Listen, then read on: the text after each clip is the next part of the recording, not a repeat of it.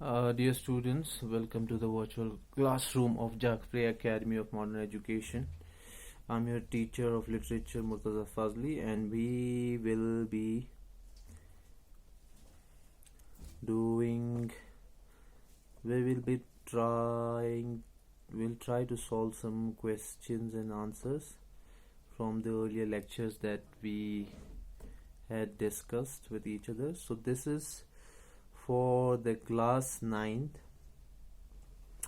The name of the chapter is Mother Teresa, and we will be discussing the question and answers of this prose. So the first question is, what activities made Mother Teresa so exceptional? कौन कौन सी ऐसी qualities थे जिन्होंने mother Teresa को बिल्कुल ही एक अलग एक शख्सियत बना दिया, बिल्कुल ही अलग एक उन्हें पहचान दी? तो सीधी सी बात यह है कि उनके अंदर बहुत सारी एक्सेप्शनल क्वालिटीज़ थी, जैसे कि जिनकी वजह से वो बाकी लोगों से डिफरेंट नज़र आती थी। उनके अंदर पास कोई गवर्नमेंटल कोई पोजीशन नहीं थी, ना पॉलिटिक्स में ना गवर्नमेंट में, फिर भी वो लाखों दिलों पर राज करती थी। और यही वजह है कि ये जो सारी क्वालिटीज़ है वो मदर टेरेसा को एक्सेप्शनल बनाती है। So you will write down it as Mother Teresa had some exceptional qualities. Mother Teresa had some exceptional qualities which made her different from others. Full stop. As she did not hold any powerful position in politics and government, उसके बाद comma लिखेंगे आप, still she ruled over the hearts and minds of millions across the world. तो उसके बाद question number 2 आता है, why did Mother Teresa leave Saint Mary High School? Mother Teresa ने सेंट मेरी हाई स्कूल क्यों छोड़ा? तो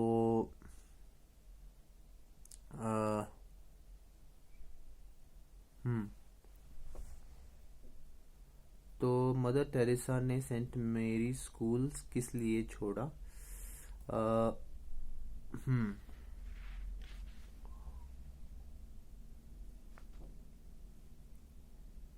वो इसलिए छोड़ा क्योंकि वो कॉन्वेंट स्कूल से निकल कर क्या करना चाहती थी? वो गरीब और मोहताजों की मदद करना चाहती थी कि जो कि कलकत्ता के गली कुचों में बिल्कुल बेकसी के आलम में जी रहे थे। सो इसका आप आंसर लिखेंगे कि मदर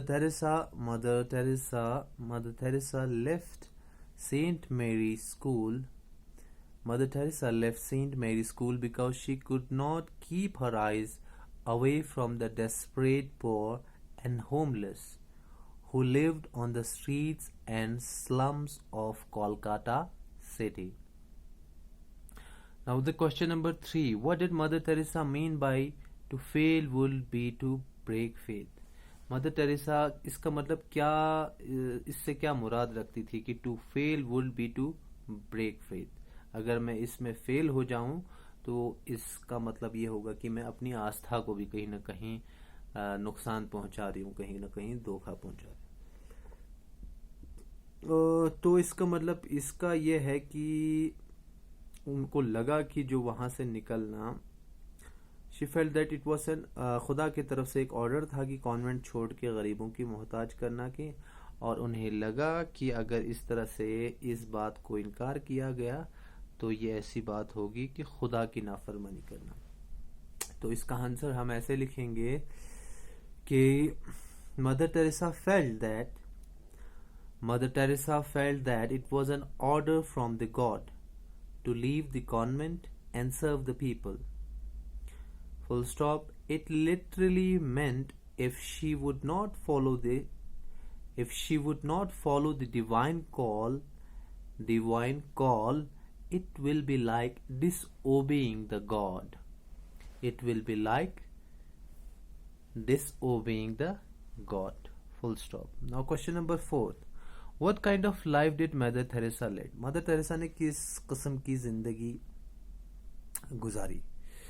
तो मदर टेरेसा ने ऐसी गरीबी की ज़िंदगी गुजारी और उन्होंने अपनी पूरी ज़िंदगी को खुदा के सामने सर तस्लीम खम किया। और उनके पास कोई पैसा, कोई दौलत जो ये नहीं थी, मगर फिर भी लोग लाखों की तादाद में उनकी तरफ आते थे।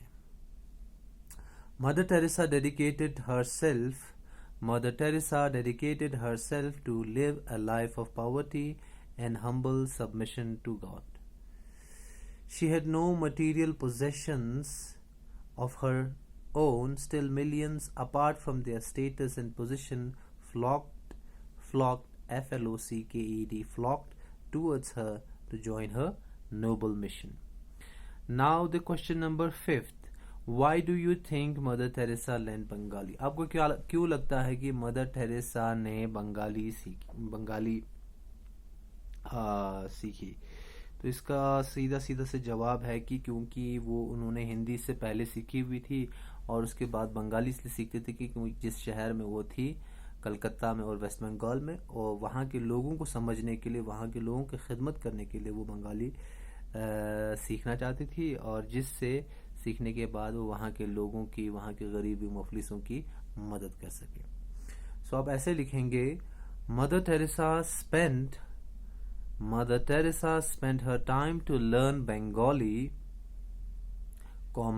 so that she could speak to the native so that she could speak to the native Bengalis in their own language, whom she had come to serve, ताकि वो उनकी खिदमत कर सके, जिनके लिए वो यहाँ पे खिदमत करने के लिए उनकी ज़ुबान सीख सके।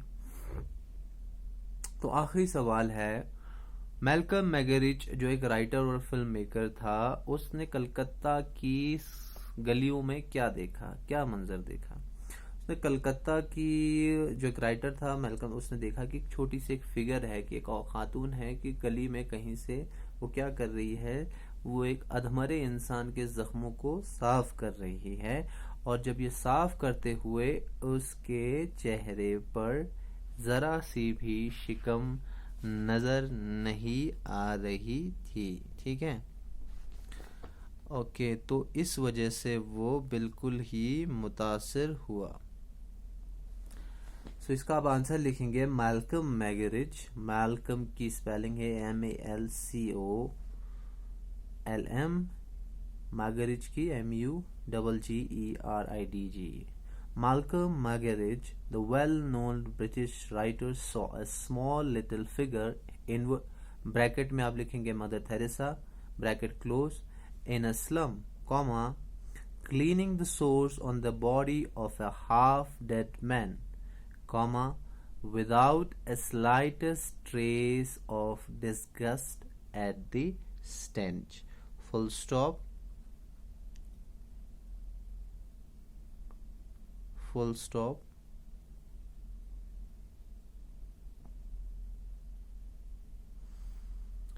He could not believe that a human being could look so happy while doing such a repealing task. उसे यकीन नहीं हुआ कि इंसान इतना पीस में हो सकता है, इतना खुश में हो सकता है, इतना ये इतना अजीब व गरीब काम करते हुए कैसे वो सुकून पा सकता है। तो ये इसके साथ हमारे यहाँ पे क्वेश्चन आंसर्स ख़त्म हुए। तो यहाँ पे हम कुछ वर्ड मीनिंग्स पढ़ेंगे।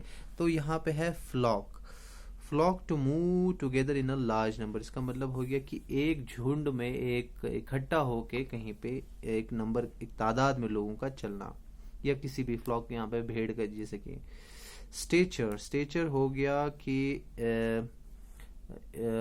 टू गुड रेपुटेशन और पर्सन ऑर्गेनाइज, यानी कि एक रुतबा जिसे कहेंगे, किसी एक आम आदमी का एक रुतबा होता है, रुबाब होता है या मकाम होता है। चॉयर, नॉर्मली चॉयर कहें या क्वायर नॉर्मली प्रोनाउंस होता है, choir. It is specially like singing in groups, 2 3 4 5 6 7 8 10 15 लोगों का सिंगर्स एक साथ गाते हैं। नॉर्मली आपको ये चर्च में दिखने को मिलेगा। चेस्टिटी हो गया प्योरिटी, नॉर्मली रिलेटेड यानी कि पाकिज़गी हम कहेंगे। एफलेंट का मतलब हो गया रिच, अमीर। स्लम्स हो गए सिटीज़ में वो ओवर क्राउडेड जगह जहाँ पे रहने की बहुत ही टिपिकल, बहुत ही बुरी कंडीशन। तो पर्टिकुलरली आप ये हालत मुंबई और दिल्ली जैसे शहरों में आप देख सकते हैं। अपैलिंग, बहुत ही बुरा, या जितना एक्सपेक्ट किया था उससे बहुत ज़्यादा बुरा। फिल्थ हो गया, बहुत ज़्यादा गंदगी। स्टिंक हो गया, बहुत ही गंदी सी बदबू। एंड टीमिंग का मतलब हो गया to have an extremely large number of people in, एक जगह पे बहुत लोगों का एक जम गट्ठा। तो इसी के साथ द सेंट ऑफ गटर्स इख्तिताम करते हैं हम। Thank you very much.